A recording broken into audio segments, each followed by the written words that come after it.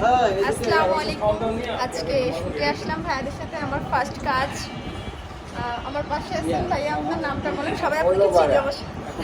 উদয় শরীফ খান। আমাকে আমার দর্শকরা, বেশিরভাগ দর্শকরা আমার ডায়লগ দিয়ে আমাকে চিনে। এই আর কি আপনি ডায়লগ বলেন প্লিজ। ডায়লগটা বেসিক্যালি আমি এইভাবে দিই না, অন স্ক্রিনে যখন আসি ওই টাইমে মূলত ডায়লগটা হয়। আচ্ছা, মাঝখানে আছেন সাদ্দাম ভাইয়া। ভাইয়া আমরা একসাথে কাজ করতেছি, অনেক ভালো লাগতেছে কাজ করে। আমাদের কাজের সম্পর্কে কিছু একটা বলেন।